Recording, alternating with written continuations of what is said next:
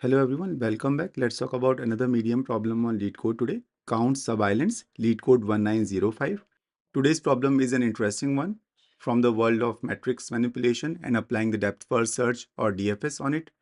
In this problem, we are given two m into n binary matrices, grid 1 and grid 2, containing only zeros which represent water, shown in blue here, and ones representing land, which is shown in orange.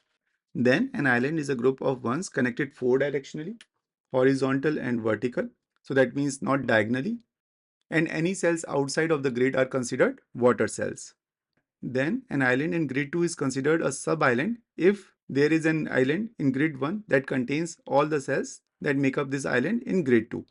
We should return the number of islands in grid 2 that are considered sub-islands of grid 1. Then in example 1, we can see that there are two grids and the water cells are marked in blue color and island cells are marked in orange color and sub-island cells are marked in red color. Now, in terms of sub-island, this for example is a sub-island because all its cells are also included in this grid 1 island. So, this cell exists, this cell also exists. Even though this cell is not included in grid 2, this is still a sub-island. And the reason is, main thing we check is if an island has cell in grid 2, that cell should also be an island in grid 1. Similarly, we can see that these two are different islands because islands are connected vertically and horizontally and not diagonally, right? So these two are separate islands and they are part of the same island in grid 1, but we have to count sub-islands in grid 2, right? So they are two separate sub-islands and that's why now our count becomes 1, 2 and 3. So we return 3 as an answer. Now in terms of solution, it is very similar to number of islands. So we will start the DFS in grid 2. Initially, let's set our count of sub-islands equal to 0. Pardon me for my handwriting. We start from cell 00 in grid 2 and we check if this is a land cell and it is yet not visited. Then we will start the DFS from here. And in DFS, normally we actually use a visited set to check if you are not stuck in cycle or something. But in this problem, instead of using the visited set, we will actually sync the island when we actually visit it. And by syncing, what I mean is we can set some value like -1 or -2. And this ensures that we don't revisit the land cell or island cell again. This way we don't have to use any extra space or anything, but the downside is like we are modifying the matrix in place. If the interview does not allow modifying the matrix, then maybe use the visited set by adding the cell values to the set. Now we can see that cell 00 is 1, that is land cell, and it is yet not visited.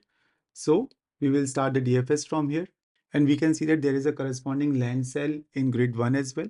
So it can be a potential sub-island. So we will go to other land cells which are connected to this cell in 4 directions. So we go up, down, left, right from this point. And we can see that this is out of bound.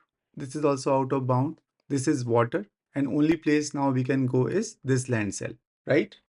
Then we come here and before going here, let's sync this land cell to mark this cell as visited. So now we come to this land cell, that is cell 01.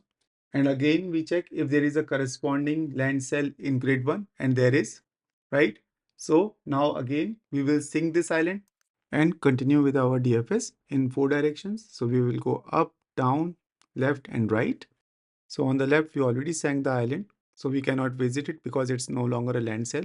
Then we see up is out of bound and down is a water cell. So only land cell remaining to go is this one, that is cell 02. Now we again check if there is a corresponding land cell in grid 1 and the answer is yes. So we sync this island. Now we go top, down, left and right. Then we can see top is out of bound, down is a land cell. So we will go there. But let's check other directions before that. This is already visited because it was sunk. And this is a water cell, so we can't even go there. So only land cell we can go here is this one. So again we see, is there a corresponding land cell in grid 1? And there is. So we will sync this land cell in grid 2 and again explore the 4 directions. So we go top, down, left and right. So top is already visited, down is a water cell, left is also a water cell. So only land cell remain is this one, which is cell 13. We check if there is a corresponding land cell in grid 1 and there is. So we again sync this land cell in grid 2 and try to do the DFS from it. So we go top, down, left and right. And only place we will be able to go is this land cell. So again, we see the corresponding land cell in grid 1. So we again sync this one as well. And now we see that we can't go anywhere. So that means we sank or visited the whole island starting at cell 00, and we found the corresponding island cells in grid 1 as well. So that means this whole island was actually a sub island of an island in grid 1. So we will return true in this DFS, and because of this, in the caller function, we will actually have count equal to 1.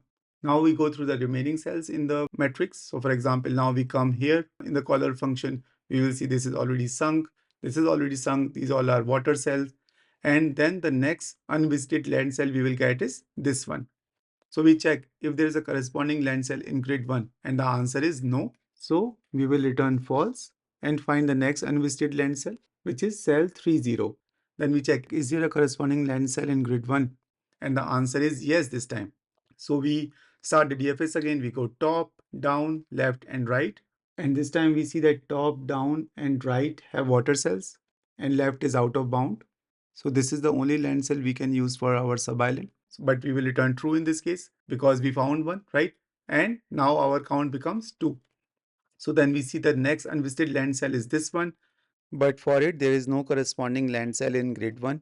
So we will just return. Then we come to this unvisited land cell. Again, the same answer.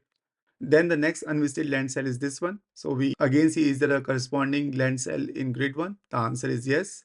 So we will again run the DFS, but we will not find any other land cell apart from this one. But we will return true because we found one sub island again. So now our count becomes 3. Then we finally come to this unvisited land cell. And here again, we will find no corresponding land cell in grid 1. And we will return. So this is how the DFS will run. And finally, we return 3 as an answer. Now let's jump into the code part. So first thing we will do is define our answer variable, which will count number of sub-islands. Then we run the DFS on unvisited land cells. For that, we will run the loop on grid 2. Both grid 1 and grid 2 have same number of rows and columns. Let's define m as number of rows and n as number of columns. Now we run the loop on grid 2 to find out unvisited land cell. By unvisited land cell, we mean that cell value is 1 and it is not yet sunk. So later on, during the DFS, we will sync the visited land cell by setting the value -1 to mark it as visited. So if grid 2 I j is equal to 1, so that means this is an unvisited land cell. Then we run the DFS on grid 2 starting from this cell and see if this results in a sub-island of grid 1. So we pass in grid 1, grid 2 and the cell values I and j. And if we return true, that means this is actually a sub-island. Then we will increment our count. And in the end, we will return the count. So now let's define our DFS function. So it will be private boolean DFS. It will take grid 1, grid 2, the row value, the column value. And first thing we will check is if rows or columns are out of bounds, that is I or j are less than 0, or I is greater than equal to m, that is number of rows, or j is greater than equal to n, that is number of columns, or if grid 2 ij is not equal to 1, so that is it is not land cell. So it can be either water cell or it is already a sunk land cell, but it is not a land cell.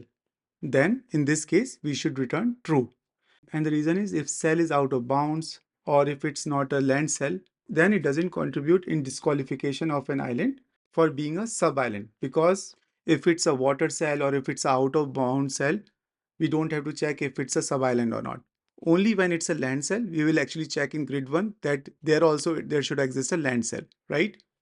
Now, if we are here, that means grid 2 ij is equal to 1, right? So we can check if grid 1 ij is not equal to 1 or if grid 1 ij is not equal to grid 2 ij. Both are equivalent. Then that means this is not a sub-island because there is a land cell in grid 2, but there is no equivalent land cell in grid 1, right? So we should return false. And now if we have reached here, that means grid 1 ij is equal to 1 as well. So we should run the DFS in 4 directions to check if remaining part of the island in grid 2 is sub-island as well. So before that, we will sync this cell to mark it as visited by setting the value -1. Now we will explore the 4 directions. So we will go to the left by going to the cell I-1 and j. Sorry, this should be up because when we subtract the row, we should go up, right? So suppose if we are at this cell, we are actually now trying to visit this cell. So we will do I minus 1, that is row minus 1. Similarly, down will be I plus 1j. Left will be I staying the same, but we reduce the column. And right will be, we will pass I and j plus 1. And now that we have explored in all the directions, if any of the DFS paths return false, we should return false. That is, if we find out that there exists a part of the island in grid 2 which is not present in grid 1, then we should return false, right? So we will return left and right and up and down. And whenever the DFS function returns true, we will increment our count, and that's how the whole code will work. So now let's run this code. Cool, let's submit this code. Cool. In terms of time complexity, it is O of m into n, where m is number of rows and n is number of columns, because we are going through each cell only once. And this is because when we find the unvisited land cell in this nested loop, we start the DFS. But in the DFS algorithm, we go through all the connected land cells in 4 directions and sync them. So because of this, we never visit them again. And this is why the time complexity is O of m into n. And in terms of space complexity, it is O of m into n, because we are using this recursion stack. And in the worst case, the recursion depth can be m into n, right? So that's why the space complexity is also O of m into n. So even though we are modifying the matrix in place, it is still O of m into n. So I hope this video was useful to you. If it was, please like, share and subscribe. Have a nice time. Thank you.